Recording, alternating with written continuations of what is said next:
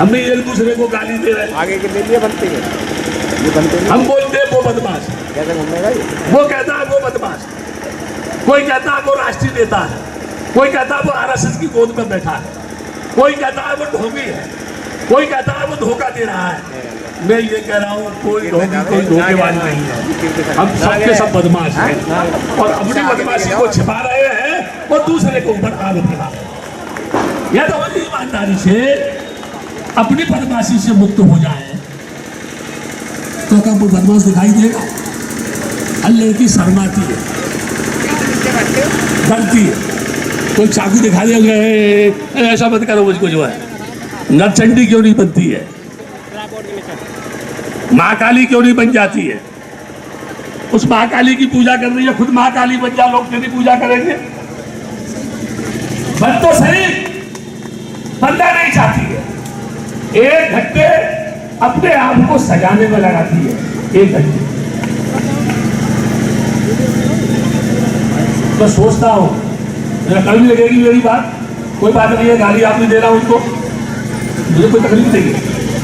1 घंटा अपने को सजाने में लगाती है, जबकि डॉक्टर अम्बेडकर 18 घंटे पढ़ता था, वो अपने को सजाता नहीं था। जब 1 घंटा अपने को सजाने में लगाती है तो 5 मिनट में उस सजाई हुई सुंदरता को धो करके नाली में बहा देती है, तो 1 घंटे सजाने से फिर फायदा क्या है? बोलो, बात बंद करो, मैं बात नहीं चाहता, प्लीज बात बंद करो। मैं एक बात बोल रहा हूं आपसे, डॉक्टर अम्बेडकर ने कोई खूनी संघर्ष किया? हाँ करो या ना? डॉक्टर अम्बेडकर ने कभी तलवार चलाई? डॉक्टर अम्बेडकर ने कभी युद्ध करने के लिए बोला? केवल कलम चलाई। हम कलम के महत्व को नहीं समझ पाए। बुद्ध के आगे आंदोलन में रह करके मैंने बहुत सारा अनुभव किया, आज भी अनुभव कर रहा हूं, सीख रहा हूं। मैं घूमता हूं, लोगों के बीच में सीखता हूं, और एक बात सीखता हूं मैं, शिक्षा के लिए जितने साधन उपलब्ध कराएंगे आपके बच्चे वेल एजुकेटेड नहीं हो पाएंगे। उसमें सुविधा की आवश्यकता नहीं है, उसमें पढ़ने की आवश्यकता है। आरक्षण खत्म कर दो। अगर तुम इंटेलिजेंट हो, तुम पढ़े लिखे हो, तुम में बुद्धि है, तुम में दिमाग है, डॉक्टर अम्बेडकर की फिलॉसफी को तुमने जान लिया है, बुद्ध के ज्ञान को तुमने समझ लिया है, तुम अकेले ही इस पूरे देश को हिला सकते हो। तुम्हारे अंदर वो पावर है, लेकिन तुम अपने आप को मानसिक गुलाम समझ बैठी हो। दुनिया का वो मालिक है, वो मेरे जीवन का कल्याण करेगा। अरे तुमसे ज्यादा मूर्ख कौन होगा? ऊपर हाथ उठा के कह रहे हैं वो मालिक है। जिसने तुमको पैदा किया उसको भगवान मानने को तैयार नहीं है। जिसने तुमको पैदा किया उसको भगवान मानने को तैयार नहीं है। जिसको देखा नहीं है उसके सामने नाक लग रहा है। अगर तू गधा नहीं तो क्या है?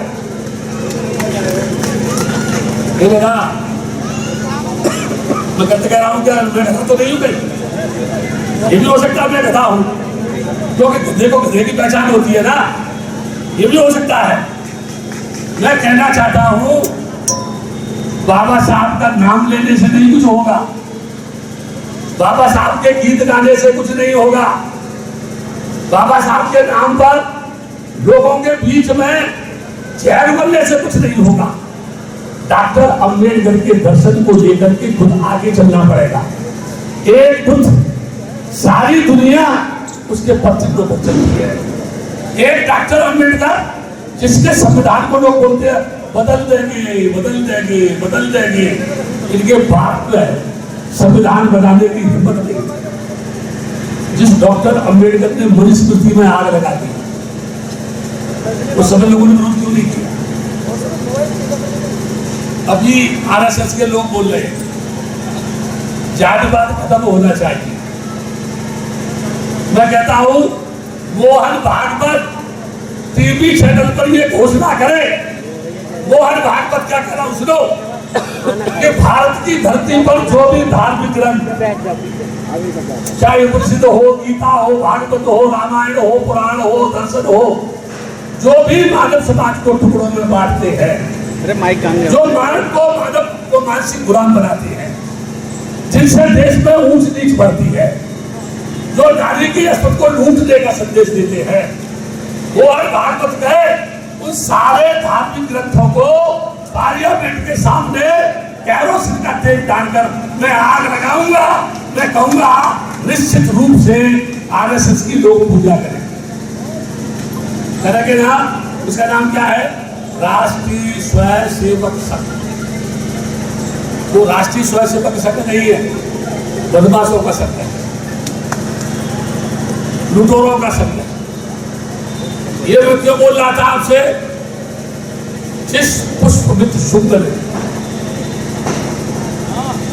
भिक्षुओं का कत्लेआम किया, जिस पुष्पमित्र शुक्ल ने भिक्षुओं का कत्लेआम किया, तमाम स्तूपों को नष्ट किया, उसको ब्राह्मण संस्कृति के लोगों ने क्या किया मालूम है? मर्यादा पुरुषोत्तम राम बना दिया। और उस मर्यादा पुरुषोत्तम राम साकेत में, बौद्धों की नगरी में, बौद्धों की छाती पर लोहा खड़ा करके मर्यादा पुरुषोत्तम राम का मंदिर बना दिया। अभी मैं वर्तमान देश के प्रधानमंत्री से अपील कर रहा हूं, आपके सभी चैनलों के माध्यम से, ये देश के न्यायप्रिय प्रधानमंत्री, ये इस देश के सबका साथ, सबका विकास, सबका विश्वास लेकर के बात करने वाला प्रधानमंत्री, दुनिया में जाकर के ये कहने वाला प्रधानमंत्री की पुत्र की धरती से आया हूं, तूने तेरी सत्ता के मद में तेरे मंत्रियों ने, क्षत्रियों ने, शंकराचार्यों ने साकेत में मर्यादा पुरुषोत्तम राम के मंदिर को बौद्धों की छाती में खड़ा कर दिया, ये कह करके कि राम विष्णु के अवतार थे।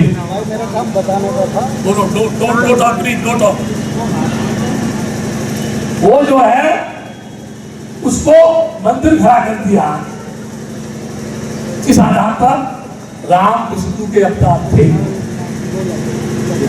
मैं कह रहा हूं, ये देश के कर्णधारों, संविधान की चौखट को छूने वाले लोगों, संविधान के गीत गाने वाले लोगों, चाय बेचने वाले प्रधानमंत्री जो कहता था बाबा का संविधान ने मुझे प्रधानमंत्री बनाया, उस प्रधानमंत्री से कह रहा हूं, ए प्रधानमंत्री, तूने राम को यानी विष्णु का अवतार बता करके बौद्धों की छाती पर मर्यादा पुरुषोत्तम राम का मंदिर खड़ा कर दिया, तो क्या तू बुद्ध के आगे महाबोधि विहार को ट्रस्ट बना करके बौद्धों के हवाले करेगा? क्योंकि तुम उसको भी तो, बुद्ध को भी तो विष्णु का अवतार बताते हो। या तुम ऐसा नहीं करते तो तुम बेईमान हो, तुम बदमाश हो, तुम चोर हो, लुटेरे हो, धन हो, इस देश को धोखा देने वाले। ये मैं आरोप नहीं लगा रहा, मैं न्याय की बात कर रहा हूं।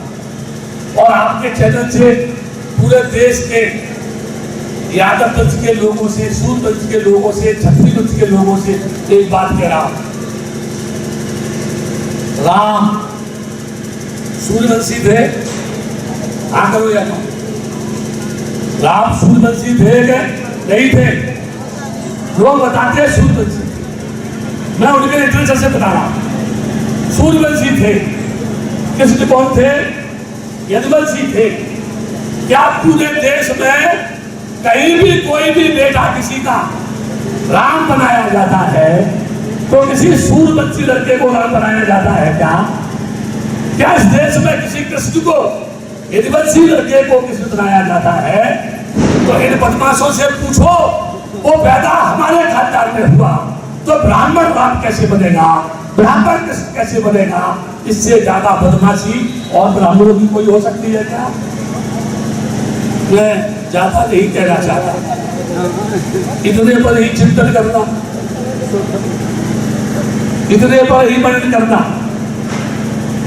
और तुमसे तो सिर्फ एक ही बात कहता हूं, उठो, एक बार मिट जाओ, अस्मत लुटे, उससे तो पहले एक बार मिट जाओ और मिट जा करके लोगों को एहसास कराओ कि बाबा साहब ने किसी भी बेटी को छेड़ा तो नरचंडी बन करके कितना नरसंहार कर सकती है। छेड़ना तो छोड़ो, देखने से ही लोग घबराएंगे। तुमको अपने आप को समझना पड़ेगा, आपका कल्याण हो, आप चिंतन करें, मनन करें, रात भर मुझे गालियां दे, फिर भी मैं आपको आशीर्वाद दूंगा। एक ढेला दान मत करो, हर कदम पे गाली दो, लेकिन भद्दे लोगों को दान करो। इस आशीर्वाद के साथ आपसे निवेदन करूंगा कि आपका मंगल हो, आप सुखी रहे। जटवाड़ा में दूसरी बार आया, पहले मैं सीरवंश के समय आया था। आप सभी का मंगल हो, सुखी हो, हम सबको मंगल।